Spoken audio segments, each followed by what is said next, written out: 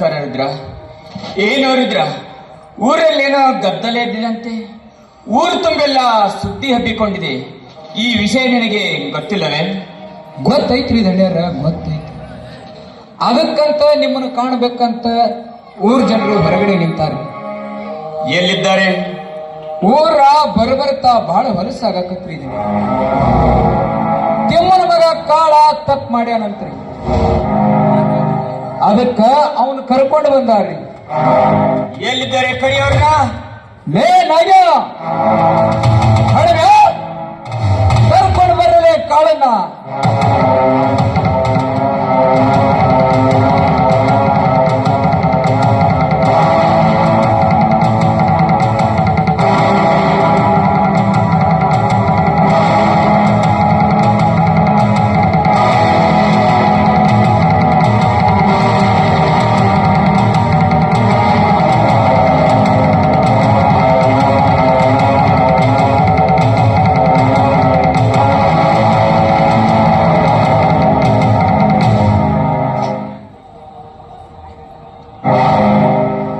ರುದ್ರ, ಇವನು ಊರಲ್ಲಿ ಏನು ತಪ್ಪು ಮಾಡಿದ್ದಾನೆ?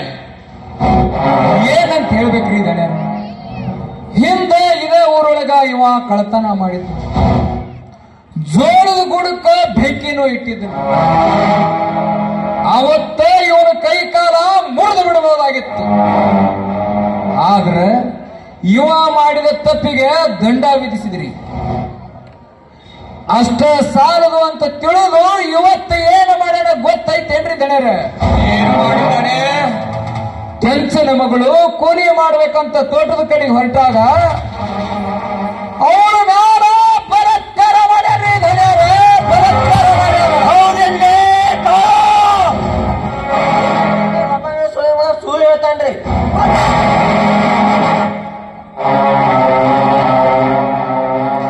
ಎಲ್ಲಿ ಇರುವೆ? ಎಲ್ಲಿ ನಿಂತಿರುವೆ? ಯಾರ ಕಣ್ಣ ಮುಂದೆ ನಿಂತಿರುವೆ ಎಂಬ ಅರಿವು ನಿನಗಿದೆ ಏನೋ?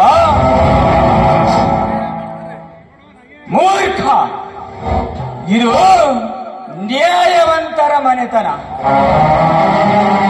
ಇಂಥ ಮನೆತನದಲ್ಲಿ ನಿಂತು ಅನ್ಯಾಯ ಮಾತುಗಳನ್ನಾಡಿದರೆ ನಿನ್ನ ನಾಲಿಗೆ ಕತ್ತರಿಸಬೇಕಾಗಿದೆ. ನೀನು ಮಾಡಿದ ಅಪರಾಧ ಸುಳ್ಳು ಸತ್ಯ ಎಂಬುದು ನಿನ್ನ ಬಾಯಿಯಿಂದಲೇ ಬರುವ ಮಗನೇ. ಅವನ ಬಾಯಿಯಿಂದ ಏನ್ ಕೇಳ್ತೀರಿ ದಣ್ಯರ? ನಿಮ್ಮ ಹತ್ರ ಯಾರ ಸುಳ್ಳು ಹೇಳ್ತಾರೇನ್ರಿ? ಸುತ್ತ 40 ಹಳ್ಳಿ ಜನರು ಬಂದ್ರು ನಿಮ್ಮ ಹತ್ರ ನ್ಯಾಯ ಕೇಳ್ತಾರ. ನಿಮ್ಮ ಮನಿತನ ಹುಟ್ಟಿದ್ದ ನ್ಯಾಯ ಮಾಡಕ್ಕಂತ ಹುಟ್ಟೈತಿ. ನಿಮ್ಮ ಹಿಡಿದು ನಿಮ್ಮ ಮುತ್ತಜ್ಜನ ಕಾಲದಿಂದಲೂ ನ್ಯಾಯ ಮಾಡ್ತಾ ಬಂದ ಮನಿತನ ಇದು. ಇಲ್ಲಿ ನ್ಯಾಯ, ನೀತಿ, ಸತ್ಯ, ಧರ್ಮವೇ ಈ ಧರ್ಮಪುರದ ನಿತ್ಯದ ಉಸಿರು.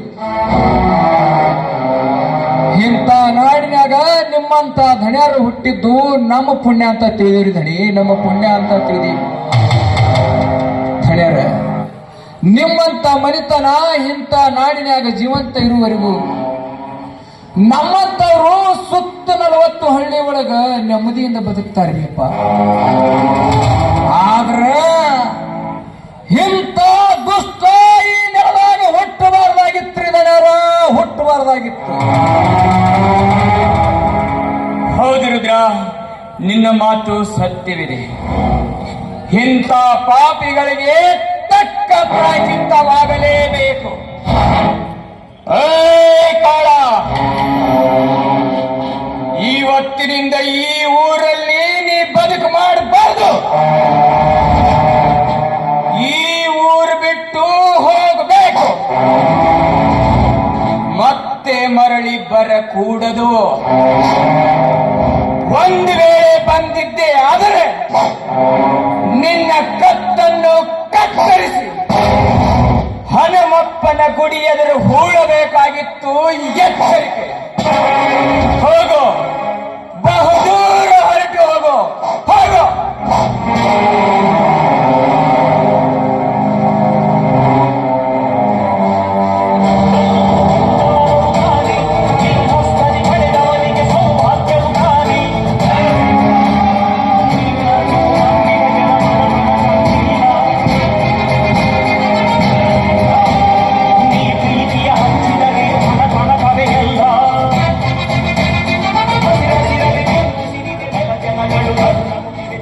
ಧನ್ಯರ ಇಂಥ ಚಿಕ್ಕ ವಯಸ್ಸಿನೊಳಗ ಎಂತಿಂತ ಸಮಸ್ಯೆಗಳನ್ನೆಲ್ಲ ಬಗೆಹರಿಸ್ತೀರಿ.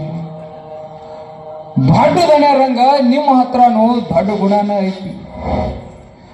ನಿಮ್ಮಂತ ಪುಣ್ಯವಂತರಿಗೆ ದೇವರ ಮಕ್ಕಳು ಕೊಡೋದು ದೊಡ್ಡ ಧನ್ಯ ರೀ ಅಪ್ಪ.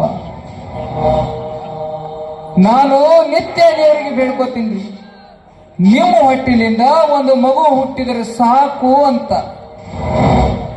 ಹುಟ್ಟಿದ ಮಗ ನಿಮ್ಮಂಗ ದೊಡ್ಡ ಗುಣ ಹೊಂದಿ ನಿಮ್ಮಂಗ ಸುತ್ತ 40 ಹಳ್ಳಿ ಒಳಗ ನ್ಯಾಯ ಹೇಳುವ ಸಣ್ಣ ಧಣಿ ಆಗಬೇಕಂತ ನನ್ನ ಆಸೆ. ಆ ಭಾಗ್ಯನ ಎಲ್ಲಿ ಕಾಣ್ತೇನೋ ಏನೋ, ಆ ದೇವರೇ ಬಲ್ಲ. ರುದ್ರ, ನಮ್ಮ ಮದುವೆಯಾಗಿ 3 ವರ್ಷ ಕಳೆದ್ರು ಸಂತಾನದ ಭಾಗ್ಯ ದೊರೆಯಲಿಲ್ಲ. ಅದಕ್ಕಾಗಿ ಚಿಂತೆ ಮಾಡುವ ಅವಶ್ಯಕತೆ ಇಲ್ಲ. ಈ ಊರಿನ ಜನರೇ ನಮ್ಮ ಮಕ್ಕಳೆಂದು ತಿಳಿದ್ರೆ ರುದ್ರ, ನಿಮ್ಮಂತ ದೀನ ದಲಿತರೇ ನಮ್ಮ ಬಂಧುಗಳು. ರುದ್ರ, ಮಕ್ಕಳನ್ನು ಪಡೆಯಬೇಕಾದರೆ 7 ಜನ್ಮ ಅದಕ್ಕೂ ಪುಣ್ಯ ಮಾಡಿರಬೇಕು. ರುದ್ರ, ನಮಗೆ ದೇವರು ಏನು ಕಡಿಮೆ ಇಟ್ಟಿದ್ದಾನೋ, ಅರಮನೆ ಅಂತ ಮನೆ, 400 ಎಕರೆ ಜಮೀನು, ಬೆಳ್ಳಿ ಬಂಗಾರ ಸಾಕಷ್ಟು ಮನೆ ತುಂಬಿಕೊಂಡಿದೆ. ಇಷ್ಟಿದ್ದ ಮೇಲೆ ನಿಷ್ಠಾವಂತನಾಗಿ ದುಡಿಯುವ ನಿಮ್ಮಂತ ಆಳು ಮಕ್ಕಳೇ ನಮ್ಮ ಸ್ವಂತ ಮನೆಯ ಮಕ್ಕಳೆಂದು ತಿಳಿದಾಯ್ತು. ರುದ್ರ,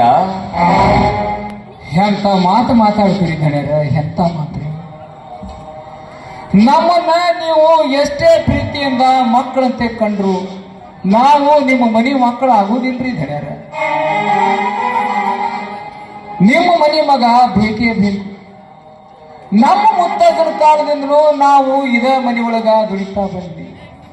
ನಮ್ಮ ಎಲ್ಲರನ್ನ ಪ್ರೀತಿಯಿಂದ ಮಕ್ಕಳಂತೆ ಕಂಡ್ರಿ ಧನ್ಯರ. ಅದಕ್ಕಂತ ನಾನು ಎಲ್ಲಾ ನಿಮಗ ನಿತ್ಯ ಬೇಡ್ಕೋತೀನಿ. ನಿಮ್ಮ ಹೊಟ್ಟಿಲಿಂದ ಒಂದು ಗಂಡಸು ಮಗ ಹುಟ್ಟಿದ್ರ ನಮ್ಮೂರಲ್ಲಿರುವ ಎಲ್ಲಾ ದೇವರಿಗೆ ತುಪ್ಪದ ಅಭಿಷೇಕ ಮಾಡಿಸ್ತೀನಿ ಅಂತ ಹರಕೆ ಹೊತ್ತೀನಿ ಧನ್ಯರ, ಹರಕೆ ಹೊತ್ತೀನಿ.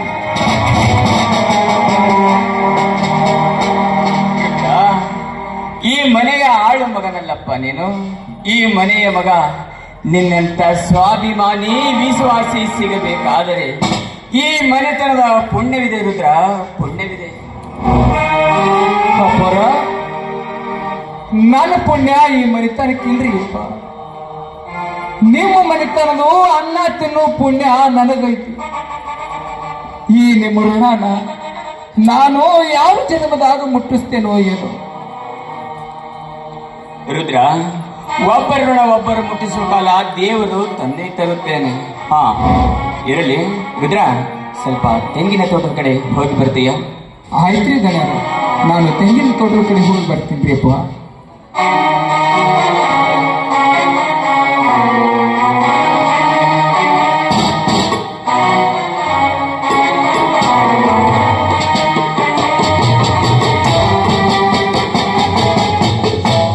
ಏನ್ ಮಾದೇವಿ, ಎಲ್ಲಿಗೆ ಹೋಗಿದ್ದೆ? ದೇವಸ್ಥಾನಕ್ಕೆ ದೇವರಿಗೆ ಅಭಿಷೇಕ ಮಾಡಿಸ್ಕೊಂಡು ಬರೋದಕ್ಕೆ ಅಂತ ಹೋಗಿದ್ದೆ.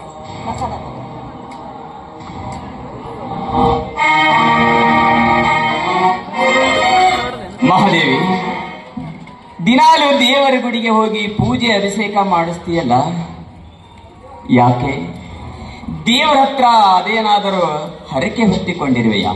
ಹೌದು, ಮತ್ತೆ ನಿಮ್ಮಂಥ ನೀತಿವಂತ ಪುಣ್ಯವಂತ ಗಂಡ ನನಗೆ ಸಿಗ್ಬೇಕಾದ್ರೆ 7 ಜನ್ಮದಲ್ಲಿ ನಾನು ಪುಣ್ಯ ಮಾಡಿದ್ದೆ. ಆದ್ರೆ ಏನ್ ಮಾಡಿದ್ರು, ನಮ್ಮ ಮದುವೆಯಾಗಿ 3 ವರ್ಷ ಆಯ್ತು. ನಮಗ ಆ ದೇವರು ಇನ್ನೂ ಮಕ್ಕಳನ್ನ ಕರುಣಿಸ್ಲಿಲ್ಲ. ಅದಕ್ಕಾಗಿ ಆದಷ್ಟು ಬೇಗ ಮಕ್ಕಳನ್ನ ಕರುಣಿಸು ಅಂತ ಆ ದೇವರಿಗೆ ಪ್ರತಿದಿನ ನಾನು ಅಭಿಷೇಕ ಮಾಡಿಸ್ತಾ ಇದ್ದೀನಿ. ನಮಗೆ ಒಂದು ಮಗು ಆಗ್ಬಿಟ್ರೆ ನಮ್ಮ ಜನ್ಮ ಸಾರ್ಥಕ ಆಗುತ್ತೆ.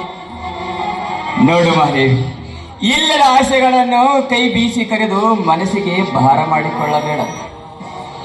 ಈ ಕಾಲದಲ್ಲಿ ಮುಂದೆ ಹುಟ್ಟುವ ಮಕ್ಕಳು ಹೆತ್ತವರ ಮನೆತನಕ್ಕೆ ಮುತ್ತುಗಳಾಗಬಹುದು, ನವರತ್ನಗಳು ಆಗಬಹುದು. ಒಂದು ವೇಳೆ ತಪ್ಪಿದರೆ ಹೆತ್ತವರ ಮನೆತನಕ್ಕೆ ಕುತ್ತುಗಳಾಗಬಹುದು. ಮಾದೇವಿ, ಹೆತ್ತವರ ಕುತ್ತಿಗೆ ಕತ್ತರಿಸುವ ಕಟುಕರು ಆಗಬಹುದು. ಬಯಸಿ ಬೇಡುವುದು ಬೇಡ ಮಾದೇವಿ, ಬರುವ ಭಾಗ್ಯವಿದ್ದರೆ ತಾನಾಗಿಯೇ ಬರಲಿ. ನೋಡು ಮಾದೇವಿ, ಇಲ್ಲಿಗೆ ದೇವರ ಹತ್ರ ಹರಿಕೆ ಬೇಡುವುದನ್ನು ನಿಲ್ಲಿಸಿ ಬಿಡು. ಯಾಕ್ರಿ ದೇವರ ಮೇಲೆ ನಿಮ್ಗೆ ಇಷ್ಟೊಂದು ಕೋಪ? ಓಹೋ, ನಾನು ಪ್ರತಿದಿನ ಮಾಡ್ತಾ ಇರುವಂತಹ ಅಭಿಷೇಕ ವ್ಯರ್ಥ ಆಗುತ್ತೆ ಅಂತ ನಾನು ಇಲ್ರಿ. ಆದಷ್ಟು ಬೇಗ ಆ ಭಗವಂತ ನಮಗೊಬ್ಬ ಮಗನನ್ನ ಕರುಣಿಸ್ತಾನೆ. ಅವನು ನಮ್ಮ ಈ ಮನೆಗೆ ನಂದಾದೀಪವಾಗ್ತಾನ್ರಿ. ನಿಮ್ಮ ಹಾಗೆ ಕೀರ್ತಿವಂತನಾಗಿ, ಪುಣ್ಯವಂತನಾಗಿ, ಗುಣವಂತನಾಗಿ ನಮಗೆ ಕೀರ್ತಿ ತರುವಂತಹ ಕೀರ್ತಿವಂತನಾಗ್ತಾನೆ. ನನ್ನ ಮಾತು ನೆರವೇರೋದ್ರಲ್ಲಿ ಯಾವ ಸಂದೇಹವೂ ಇಲ್ಲ. ಮಹಾದೇವಿ, ನಿನ್ನಾಸೆ ಪೂರೈಸಲು ಆ ದೇವರು ಕಣ್ಣು ತೆಗೆಯಬೇಕಲ್ಲ. ಆ ದೇವರು ಈಗಾಗಲೇ ನನ್ನ ಮೇಲೆ ಕಣ್ಣು ತೆರೆದಾಗಿದೆಯಲ್ಲ. ಅಂದ್ರೆ ನೀನು ಹೇಳುವ ಮಾತು ಅಂದ್ರೆ ನಾನೀಗ ನೀನೀಗ 3 ತಿಂಗಳ ಗರ್ಭ.